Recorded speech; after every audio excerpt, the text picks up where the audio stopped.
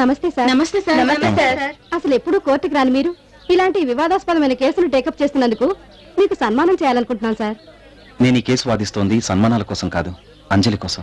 మేము సన్మానం చేస్తోంది మీకోసం కాదు సార్, ఎంతో మంది అనాథ పిల్లలకి న్యాయం చేకూరుస్తారనే నమ్మకంతో. థ్యాంక్స్, నాకు ఇష్టం లేదు. మీ ఇష్టం కోసం కాదు సార్, ఎంతో మంది అనాథ పిల్లల కోసం. మీ మాటలు 10 మంది వినాలని, సొసైటీలో కొంతైనా మార్పు రావాలని మా అభిప్రాయం. Okay, thank you sir. తమరికి పేరు ప్రతిష్టలు బాగా పెరిగినట్టున్నాయి. ప్లాట్ఫామ్ స్థాయి నుంచి సన్మాన స్థాయికి ఎదగడానికి కారణం నేను నా కూతురు అనుకుంటా. ఆ రోజు నా వల్ల లాయర్ అయ్యావు, ఈ రోజు నా కూతురు వల్ల ఫేమస్ లాయర్ అయ్యావు. పాపం దానికి వాళ్ళమ్మనే మోసం చేశావన్న విషయం తెలియక నీ దగ్గరకొచ్చింది అమ్మా నాన్న కావాలని. అయినా నేనే నీ చేత మోసగించబడ్డదానని గుర్తించలేకపోయింది. దానికేం తెలుసు, చిన్నపిల్ల కదా. నా కూతురు అమ్మా నాన్న కావాలని కేసు వేయించినందుకు బాధపడ్డం లేదు, నీలాంటి వాడి చేత వేయించిందే దానికి బాధపడుతున్నాను.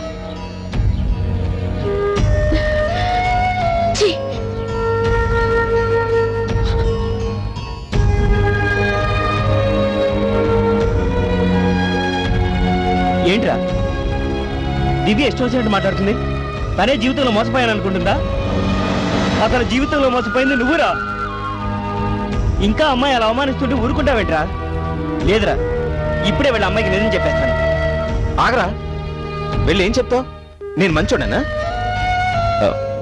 రే, ఇప్పటికే తన భర్త వల్ల చాలా బాధలు పడుతుంది. అసలు విషయం తెలిస్తే ఇంకా బాధపడుతుంది. నేను మంచివాడిని అనిపించుకోవడం తను ఇంకా బాధ పెట్టలేరా?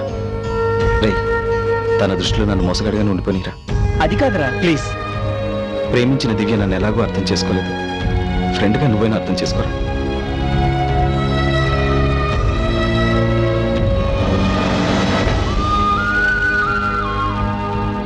దివ్య,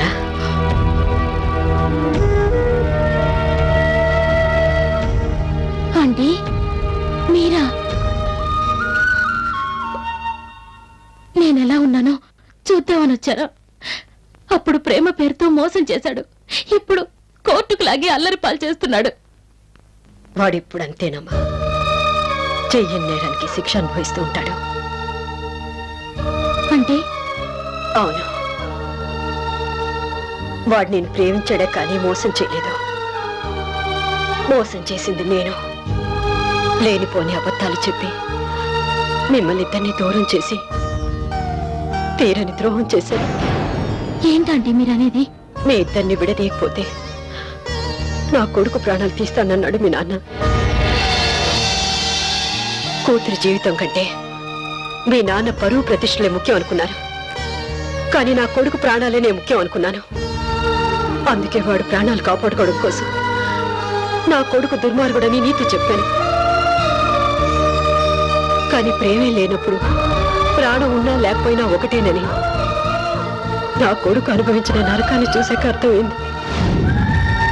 నేను చేసిన మోసం వల్ల ఒకవైపు నీకు దూరం అయి బ్రతుకుతున్నాడు, మరోవైపు ఆయన వాళ్ళందరూ ఉండి కూడా అనాథలా బ్రతుకుతున్నాడు.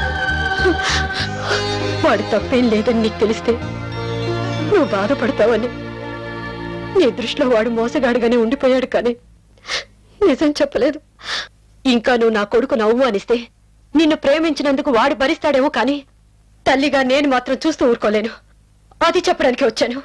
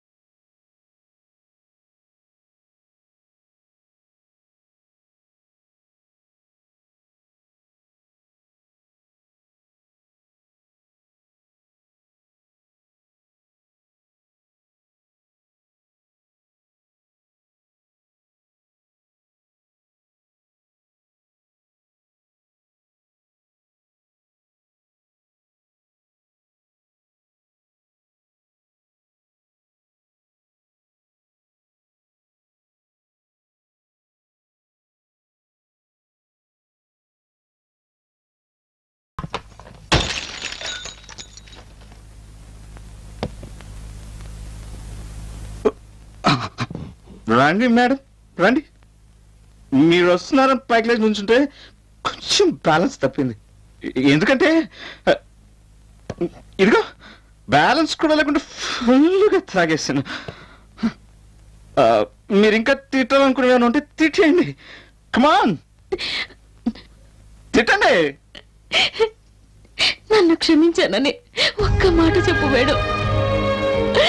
అప్పటి వరకు నేను లేవను. నువ్వేం తప్పు చేసావని నేను క్షమించడానికి? నేను ఇంకొకరిని పెళ్లి చేసుకోవడం తప్పు కాదా?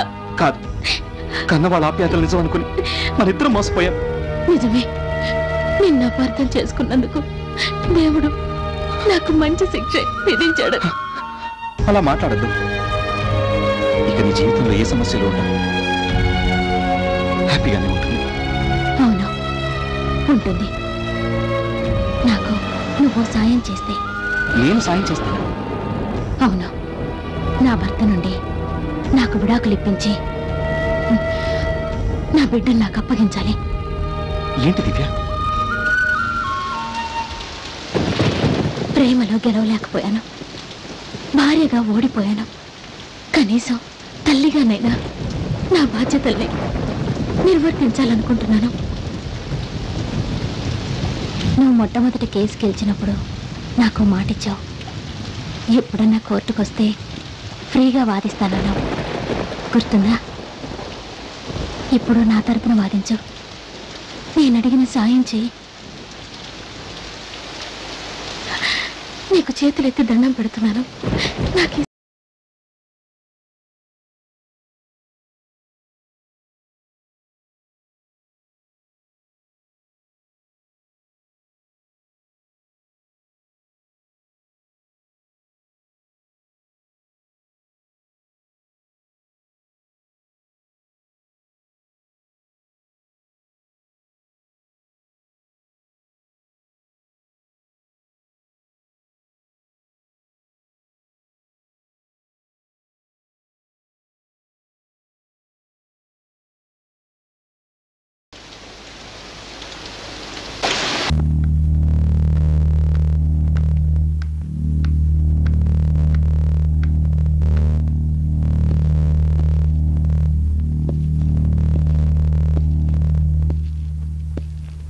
యురానా, ఒక ఆడా మగని కలిపేది వివాహ బంధం. 3 ముళ్ళు వేసేది భర్త అయితే ఆ 3 ముళ్లకు విలువనిచ్చి మంగళసూత్రాన్ని గుండెలపై ధరించేది భార్య. ఇద్దరిని కలపడానికి 2 ముళ్ళు చాలు. మరి ఆ 3వ ముడి ఎందుకు?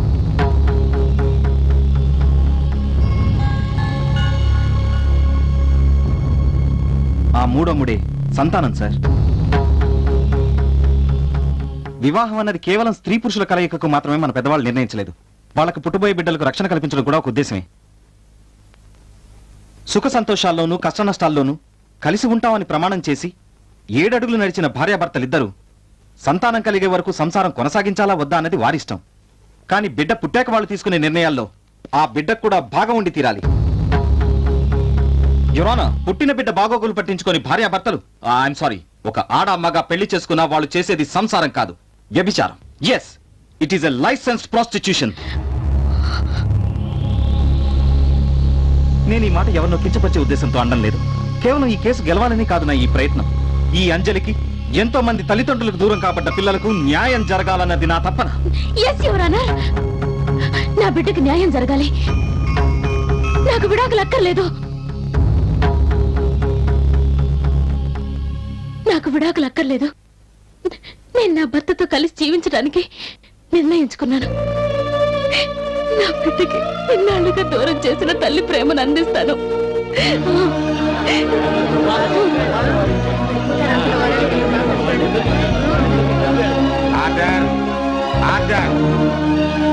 మిస్టర్ అమర్నాథ్, మీరు మీ భార్యతో కాపురం చేయడానికి అంగీకరిస్తున్నారు కాబట్టి. ఎక్స్క్యూజ్ మీ యువర్ ఆనర్, ఈ కేసుపై మీరు నిర్ణయం చెప్పే ముందు నాదో చిన్న రిక్వెస్ట్. ఎస్, భార్యాభర్తల అనుబంధం గురించి, పిల్లలపై తల్లిదండ్రుల బాధ్యత గురించి లాయర్ గారు తెగ సందేశాత్మకంగా మాట్లాడారు. I like it. But your honour, ఈ కేసుకి సంబంధించి లాయర్ గారిని కొన్ని ప్రశ్నలు అడగడానికి మీరు నాకు ఒక అవకాశం కల్పించండి ప్లీజ్. లాయర్ ని ప్రశ్నిస్తారా? You want to question the lawyer? ప్రశ్నలకి సమాధానం చెప్పేవాడికి ప్రశ్నలు అడిగే హక్కు లేదా యువర్ ఆనర్? అంజలి తరపున వాదించడానికి న్యాయవాదిగా వేణు వచ్చారు. నా భార్య విడాకుల కోసం మరో లాయర్ వచ్చారు. కానీ నా తరపున వాదించడానికి ఎవరూ లేరు. సో ప్లీజ్ యువర్ ఆనర్, ఈ న్యాయస్థానంలో నేను నా కోసం వాదించడానికి మీరు అవకాశం కల్పించాలి. Okay mister Venu. Yes your honour.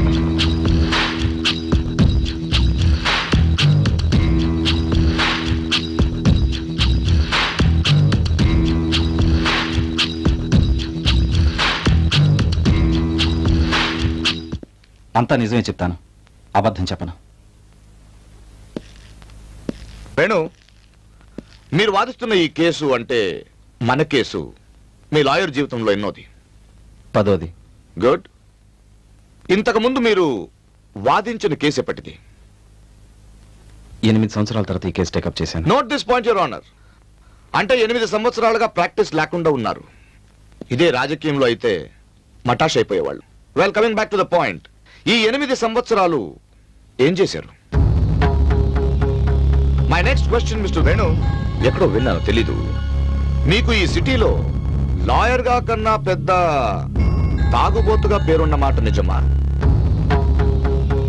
అవునా కాదా చెప్పండి. అవును. ఈ తాగుడికి కారణం మీ ప్రేమ విఫలమవ్వడమే అంటుంటారు, అది కూడా నిజమేనా? కమాన్ చెప్పండి mister Venu. True. Yes. I have one last question your honour. కానీ నా ఈ చివరి ప్రశ్నకి లాయర్ గారు కరెక్ట్ గా సమాధానం చెప్తారన్న నమ్మకం నాకు లేదు. So excuse me.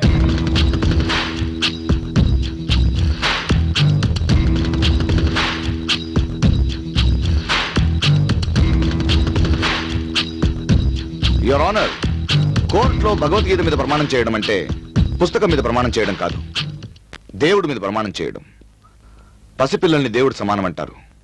So lawyer గారు ఏ అంజలి కోసం పోరాడుతున్నారో ఆ అంజలి మీద ప్రమాణం చేసి నా చివరి ప్రశ్నకు సమాధానం చెప్పమని కోరుతున్నాను.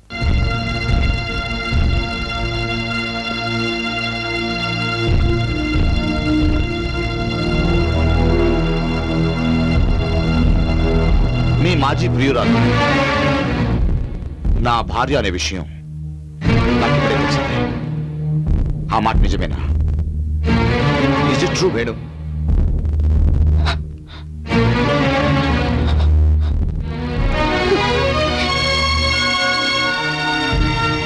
అవును. That's it. ఇది యువర్ ఆనర్ ఈ సెన్సేషనల్ లాయర్ రియల్ స్టోరీ. నా భార్య నాతో కాపురం చేయనంటుంటే ఏంట్రా ఇది ఇలా చెప్తోందని నాలో నేనే అర్థం కాక అయోమయంలో పడ్డాను. కానీ కారణం ఏంటో నిన్నే తెలిసింది. అది నిజమని ఇప్పుడే నిరూపించాను. ఇప్పుడు చెప్పండి యువర్ ఆనర్, నా భార్య క్యారెక్టర్ గురించి.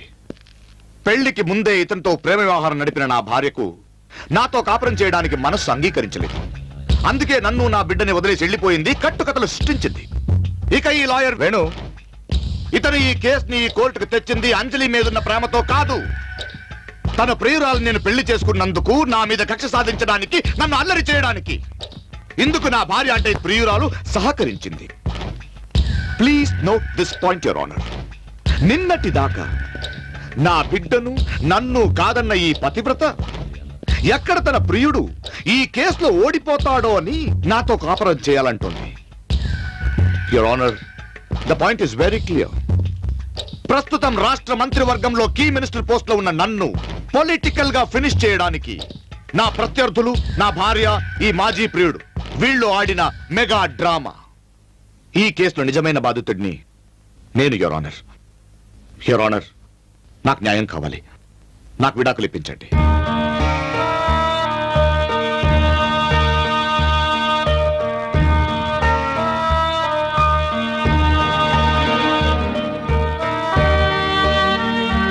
The court is adjourned for tomorrow. Thank you, Your Honor.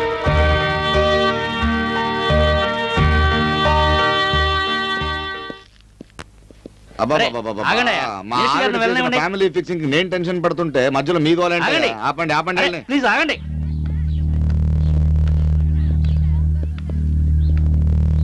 మీరు ఇక్కడ ఆగండి.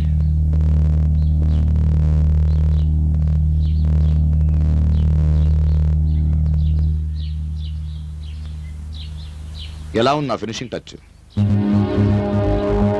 నువ్వు Indian penal code, Indian criminal code తెలిసిన లాయర్ మాత్రమే. కానీ నేను ఓట్ల బెగ్గింగ్ నుంచి రిగ్గింగ్ వరకు, రాజ్యాంగం మొదటి పేజ్ నుంచి చివరి పేజ్ వరకు పట్టి పట్టి కొత్త రాజ్యాంగం రాయడానికి తయారుగా ఉన్న పొలిటికల్ వాల్మీకిని. నీ ఆర్గ్యుమెంట్స్ ని, సెంటిమెంట్స్ ని నా రాజకీయ జ్ఞాన నేత్రంతో ఎలా బూడిది చేశామో చూసావుగా. ఇంకేముంది, ఇప్పుడు ఈ కేసులు కోర్టు ఎలాగో కొట్టేస్తుంది. మటాష్ అంతా నీ భ్రమ.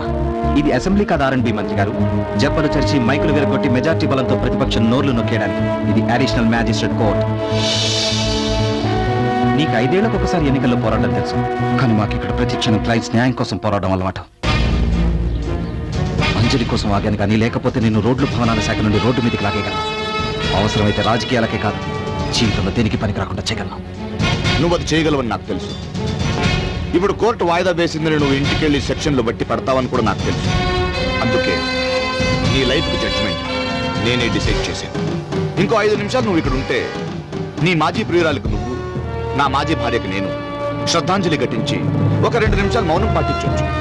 ఏం లేదు, ప్రస్తుతం తన పాత ప్రేమ వ్యవహారం ప్రజలందరికీ తెలిసిపోయిందన్న బాధ తట్టుకోలేక అవమానంతో ఇదే కోర్టు బిల్డింగ్ పైనుంచి నా భార్య ఆత్మహత్య చేసుకోబోతోంది.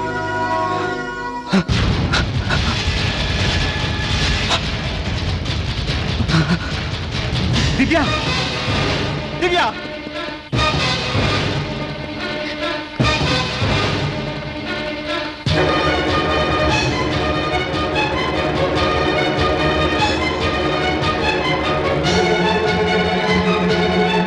నన్ను అసహించుకున్నావు. ఏ నీ ప్రేమ కథను అందరికి చెప్పానన్నా? ఏం చేయను, ప్రజా జీవితంలో అంతా పబ్లికే. కానీ నిజంగా నీ ప్రియుడు చాలా గొప్పోడే. ఎందుకంటే ఈ కేసులో తను ఓడిపోయినా జీవితంలో నువ్వు ఓడిపోకూడదని, మీ ఇద్దరి మధ్య ప్రేమ తప్ప ఇంకేం లేదని జనాన్ని నమ్మించి నీ జీవితాన్ని నిలబెట్టడానికి ఇదే కోర్టు పైనుంచి దూకి ఆత్మహత్య చేసుకోబోతున్నాడు.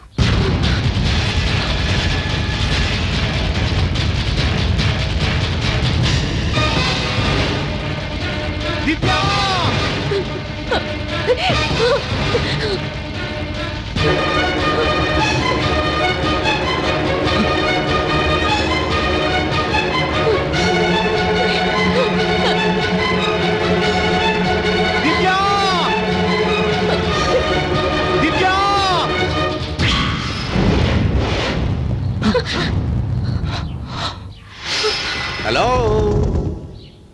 తరన్నానా తరన్నానా, ఒకరికొకరు నువ్వు నేను. ఈ రేంజ్ లో ఇద్దరు ఇంకా బ్రతికే ఉన్నామని సంతోషంతో పాజ్ ఇచ్చారేంటి? ఈ సంతోషం క్షణికే మాత్రమే. ఎందుకంటే మీరిద్దరూ కలిసి బ్రతకూడదని వాడు డిసైడ్ చేశాడు. నేనేం చేయను. కానీ మీరు అనుకున్నట్టు నేను బ్యాడ్ కాదు, వెరీ నైస్ మ్యాన్. మీరిద్దరూ కలిసి చావడానికి నేను సహాయం చేస్తాను. ఏంటా రియాక్షన్? ఫర్ చేంజ్ మీ రియాక్షన్కి నా డైలాగ్ ఏంటో చెప్పనా? మీరు ఇంకా కలిసి బ్రతకలేరు, కనీసం కలిసి చచ్చిపోండియా. ఇప్పుడు మీ అంతటికి మీరు ఇక్కడి నుంచి మరో చరిత్ర రేంజ్ లో దూకి చచ్చిపోయారనుకో, ఈ కోర్టు కాంపౌండ్ లోనే మీరు పడ్డ చోటే ద గ్రేటెస్ట్ లవర్స్ అని 2 విగ్రహాలు పెట్టి ప్రతి లవర్స్ డే ప్రేమికులు వచ్చి ఫంక్షన్ చేయమని నేను మంత్రిగా ఆర్డర్ చేశాను. కమాన్, దూకండి, ప్రేమ బ్రతకాలి. ప్రేమ ముఖ్యం, దూకండి. వినరా? వినరు రామ్మ, ఏది మాట వినరు.